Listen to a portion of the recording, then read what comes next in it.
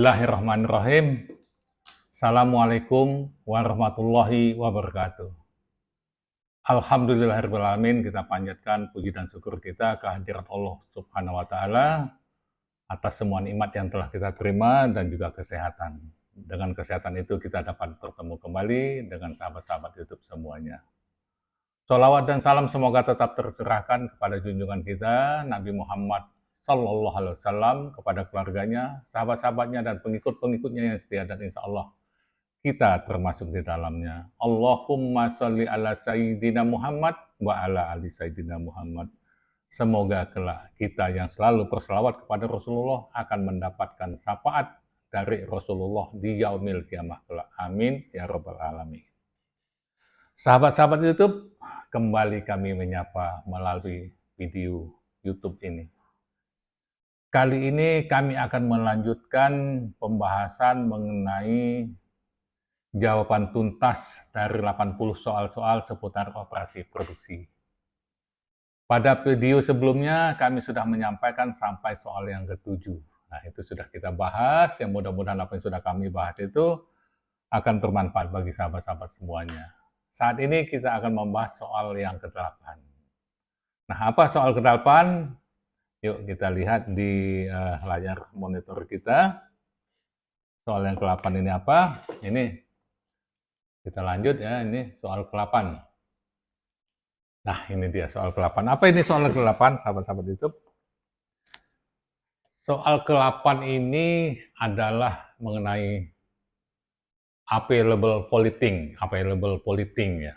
Nah, ini karena apa? Di dalam soal ini ada menyebut available polythene. Ya. Apa pertanyaannya?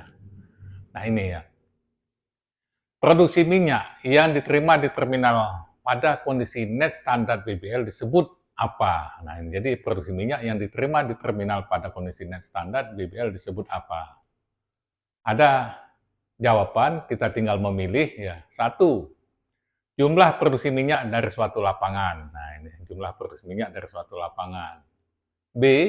Net produksi minyak available polythene. C. Gross produksi. D. Jumlah lifting minyak. Nah, ini akan saya jelaskan satu persatu ya. Apa yang dimaksud dengan kondisi net standar, apa yang dimaksud dengan jumlah produksi minyak lapangan, net available polythene, jumlah lifting produksi, lifting minyak, apa yang dimaksud. Nah, ini yang akan saya jelaskan dulu satu persatu sebelum kita menjawab pertanyaan ini. Nanti setelah penjelasan, baru kita jawab soal ini. Oke, baik. Kita lanjut. Penjelasan pertanyaan ke-8. Nah, ini penjelasannya. 1. Volume minyak kondisi net standar. Apa yang dimaksud dengan kondisi volume minyak net standar? Nah, ya. Ini adalah kondisi volume minyak yang telah dihitung dengan memasukkan faktor 1. Temperatur minyak 60 derajat. 2. Basic sediment and water. 3. Tekanan ruang 1 atm. Nah, kenapa ini? Ya, ini memang standar ya. Jadi, perhitungan standar minyak itu yang paling ini adalah dipengaruhi oleh 3 hal ini. Satu adalah temperaturnya 60. Ini kenapa harus 60 ya? Ini dibuat oleh ASTM ya. ASTM, Amerika. Oke. Nah, ini jadi memang suatu ketentuan bahwa minyak itu dihitung pada kondisi net standar 60 derajat. Ini adalah ketentuan dunia ya, dari ASTM, American Institute, saya lupa ini, testing material ya. Testing material. Nah, jadi mereka yang menetapkan minyak itu diukur pada 60 derajat Fahrenheit. Distandarkan. Kemudian yang kedua basic sediment and water. Kemudian tekanan tentu dalam kondisi tekanan 1 atm, tidak boleh dalam tekanan. Oke. Itu yang dimaksud dengan kondisi net standar. Mungkin lebih jelasnya seperti ini, saya gambarkan dulu ya. Kalau ini ada tangki. Nah, di sini mungkin bisa jadi ini ada air. Nah, ini oil, minyak atau minyak ya. Nah, di dalam minyak ini ada BSNW. Nah, kemudian ini juga harus dihitung dengan memasukkan faktornya 60 derajat Fahrenheit. Kenapa? Pada saat kita melakukan pengukuran, bisa jadi temperatur sini tidak sampai atau lebih dari 60 derajat Fahrenheit. Atau kalau dalam Celcius lebih kurang 15 derajat Celcius. Nah, bisa jadi temperatur di sini adalah 40 derajat Celcius misalkan. Bisa jadi. Nah, makanya ini harus dihitung pada kondisi 15 derajat Celcius atau 60 derajat Fahrenheit. Nah, itulah yang dikatakan net standar. Ya. Jadi, standarnya adalah temperaturnya 60, BSNW-nya dimasukkan, dan tekanan 1 atm. Oke, kita lanjut. Lanjutan, jumlah produksi minyak dari suatu lapangan. Apa yang dimaksud ini? Pengertian jumlah produksi minyak dari suatu lapangan adalah merupakan jumlah total produksi minyak dari beberapa struktur yang ada di dalam lapangan tersebut. Nah, jadi gini, kalau ini adalah suatu lapangan, ini lapangan X lah katakan, lapangan X. Nah, di dalam ini ada struktur-struktur di dalam ini. Nah, bisa ada 6, ada 5, atau tergantung lah. Nah, ini adalah struktur.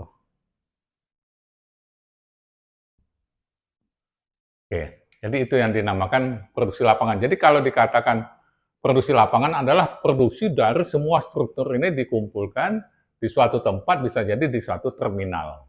Atau namanya juga P3. Oke, kita lanjut. Nah, ini contoh nama lapangan di Pertamina EP Zona 4 Prabu Mulih. Nah, ini saya ambil contoh saja ini. Contoh lapangan di Pertamina EP Zona 4 Prabu Mulih. Jadi, lapangan itu kadang-kadang juga disebut dengan PIL. Nah, itu lapangan PIL itu ada sama dengan lapangan. Jadi, makanya disebut satu yang ada di zona Prabu Mulih itu adalah PIL Prabu Mulih. Ada juga PIL Limau di dalamnya. Ada juga PIL Pendopo dan PIL Adera. Nah, inilah lapangan-lapangan yang ada, PIL-PIL yang ada di Pertamina Prabu Mulih, yang di zona 4-nya. Nah, ini perlu saya jelaskan juga, kenapa ini EP zona 4 Prabu Mulih, tapi di sini ada PIL Pramulih. Nah, ini beda, ini lapangan Prabu Mulih lebih kecil dibanding dengan zona 4 Prabu Mulih. Jadi yang membawahi semua ini, ya, PIL Limau, PIL Pendopo, dan PIL Adera itu adalah zona 4 Prabu Mulih. Nah, kebetulan namanya jadi sama. Sama dengan kota Bandung, dan ada juga Kabupaten Bandung. Nah, itu hampir sama lah gitu ya. Oke, kita lanjut. Nah, kemudian penjelasan pengertian struktur. Struktur adalah bagian yang lebih kecil dari lapangan. Contoh nama struktur di PIL Pramulih, Pertamina EP Zona 4, Prabu Mulih. Nah, ini kan ada Prabu Mulih, ada Prabu Mulih. Jadi kalau di sini Prabu Mulih ini zonanya, kalau ini nanti ada lapangannya gitu. Nah, ini jadi di PIL Pramulih di zona 4 Pramulih. Satu, struktur Gunung Kemala. Nah, itu termasuk bagian dari PIL Pramulih. 2, struktur Lembah. 3, struktur Talanggimar. Kemudian struktur Ogan. Nah, ini adalah strukturnya ini. Bagian yang lebih kecil daripada PIL Pramulih dan lain-lain. Nah, ini saya ambil contoh peta.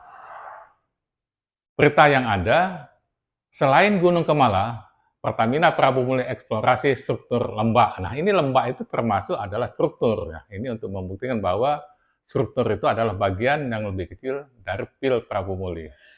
Nah, ini juga KBRN, Palembang.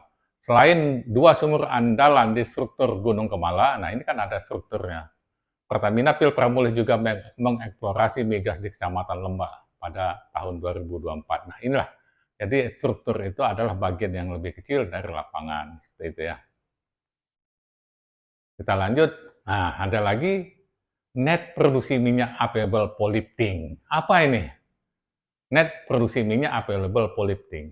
Nah, ini adalah merupakan jumlah produksi minyak yang telah dipompakan dari beberapa struktur ke pusat penampungan produksi di suatu lapangan, dan sejumlah volume minyak net tersebut telah siap. Nah, ini ya kata kunci adalah telah siap untuk dijual ke pihak lain. Nah, jadi kunci available polifting ini adalah telah siap untuk dijual. Nah, itulah telah siap untuk dilifting. Nah, itulah ada namanya adalah net produksi minyak available polybding. Nah, jadi ini dari lapangan-lapangan ini ya, ini adalah lapangan ini memompakan ke P3 katakanlah. Nah, dari semua struktur ini dipompakan ke P3, dipompakan. Nah, nanti minyak mana yang sudah di dalam tangkinya sudah siap untuk dipompa, mana yang sudah siap pompa, itulah yang disebut dengan available polybding. Itu ya. Kemudian, nah kalau yang di Pramulih ini kita jualnya ke Pelaju, refinery Pelaju. Nah, ini adalah contoh data available polybding ya.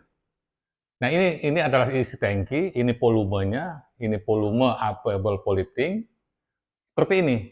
Misalkan ini tinggi cairannya adalah 1,29 cm, ini ada tinggi airnya 6,8 ya.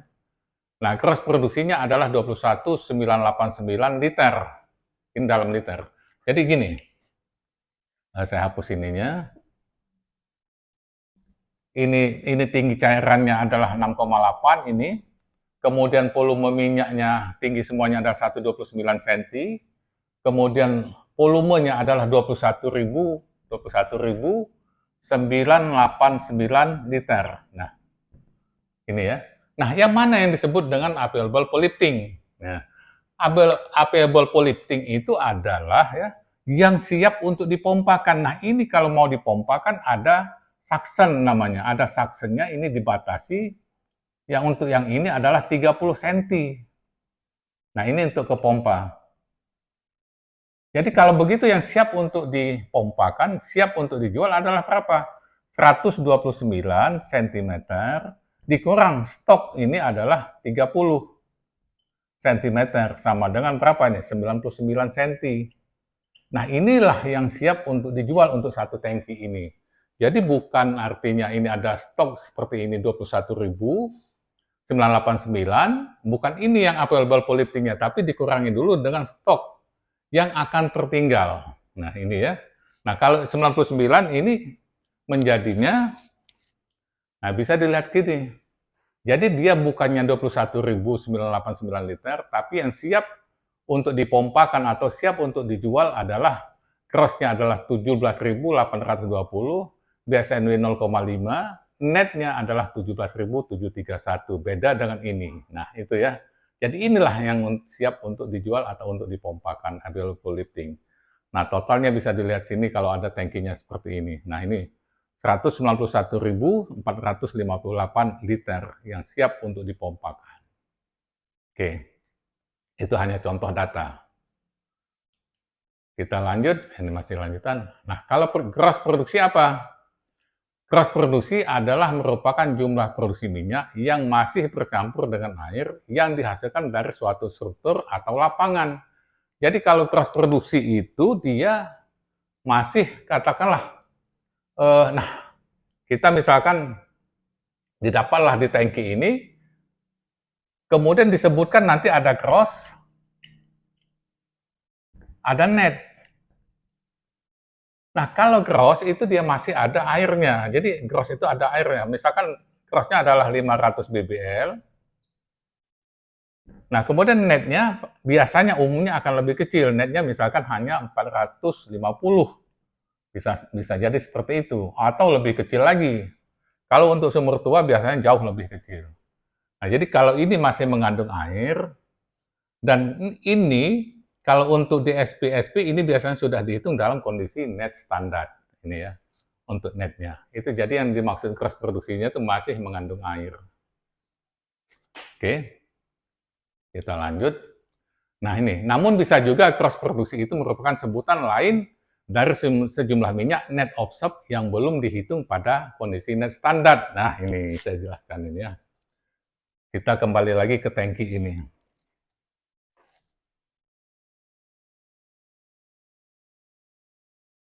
Misalkan kita tes sumur lah gitu ya. Kita tes sumur, misalkan tes sumur tangki ini tadi kosong katakanlah. Kemudian kita menghasilkan sejumlah cairan ya. Hasilnya adalah ini adalah airnya, ini minyak. Nah, seperti ini. Airnya katakanlah 10 cm, Minyaknya katakanlah ini semuanya adalah 50 lah kita ambil situ, 50 cm. Artinya kalau kita kalikan 4 saja misalkan, airnya ini adalah 40 ya. Kalau misalkan 1 cm sama dengan 4 bbl, misalkan saja ini. Jadi ini 10 kali 4, jadi airnya 40 bbl. Kemudian ini ketinggal 50, jadi artinya 40 ini minyaknya 40 kali 40, 40 kali 4 jadi 160. Minyaknya 160 bbl. Nah, bisa jadi ini akan disebutkan cross-nya berapa? Cross-nya adalah ketinggian 50 kali ini cross sama dengan 50 dikali 4 sama dengan 200 bbl. Net disebut adalah 160 bbl.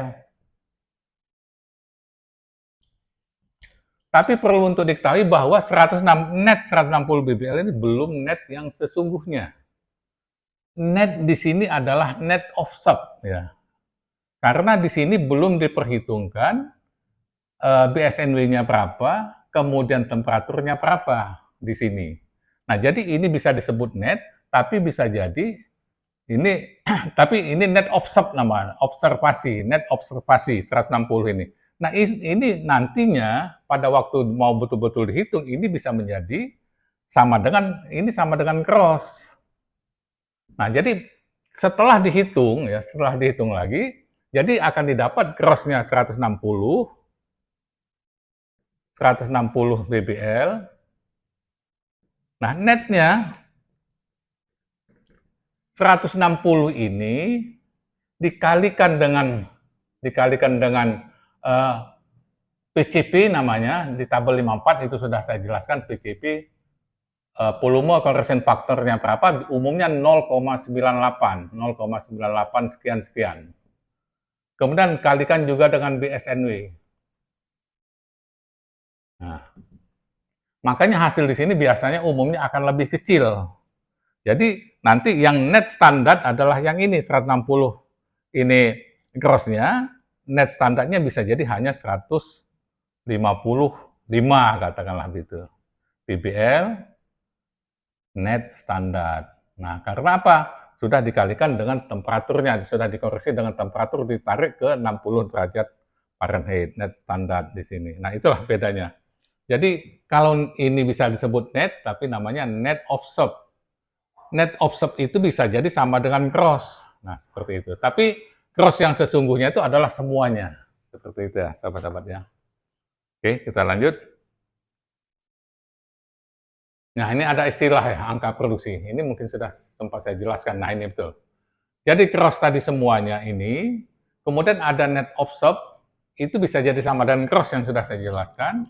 Kemudian juga ada net standar. Nah, net standar itu apabila minyak yang ada di sini, yang ada BSNW-nya, kemudian juga dikalikan dengan kondisi standar 60 derajat Fahrenheit. Nah, makanya ini adalah kondisi net standar. Ya, gitu ya. Nah, ini ada lagi jumlah lifting minyak. Apa itu jumlah lifting minyak?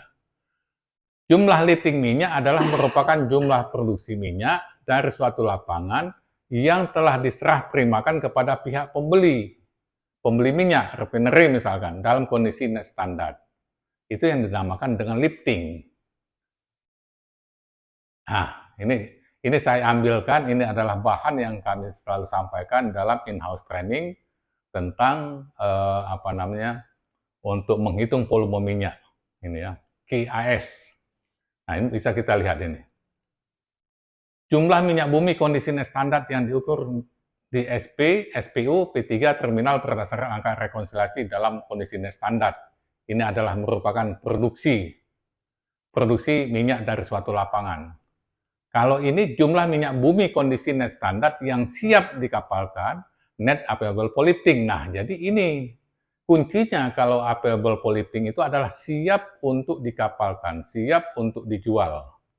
Itulah namanya available polyethylene dalam kondisi net standar. Kalau lifting apa? Lifting minyak bumi adalah jumlah minyak bumi yang telah dikapalkan atau keluar dari terminal atau P3 untuk tujuan penjualan ke pihak lain dalam net standar. Nah, mungkin saya jelaskan sedikit lagi ini bagaimana bedanya. Ya mungkin ini saja. Ini adalah dari satu lapangan masuk ke P3. Nah, P3 ini setelah diterima, kemudian dibersihkan atau nanti ada namanya available polluting. Nah, dihitung berapa? Jadi kalau masih di P3 itu belum lifting. Nah, kemudian masuk ke refinery pelaju, RF. Nah, setelah masuk ke sini, kalau di sini melalui KM3 namanya, KM3 ini untuk menghitung volumenya setelah masuk sini. Nah, setelah melewati titik inilah yang dikatakan lifting. Nah, itu ya. Jadi sudah diserah terimakan ke sini, itulah yang dinamakan lifting. Kalau di sini masih available polifting. Nah, kalau masih di sini ini namanya produksi suatu lapangan, seperti itu. Oke, ini adalah artikel yang biasa kita sampaikan. Oke, kembali ke pertanyaan soal ke-8. Produksi minyak yang diterima di terminal pada kondisi net standar BBL. Nah, di sini pertanyaannya tidak dikatakan siap untuk dijual, siap untuk dikapalkan tidak ada. Jadi apa ini? Nah, jumlah produksi minyak dari suatu lapangan. Nah, inilah jawabannya. Jumlah produksi minyak dari suatu lapangan. Tapi kalau disebut yang siap untuk dikapalkan atau siap untuk dijual, jawabannya adalah net produksi minyak available polifting. Nah, ini bukan. Jadi jawabannya adalah A. Nah, kalau gross produksi, jelas bukan. Tidak tepat. Jumlah lifting minyak belum. Ini kan di terminal.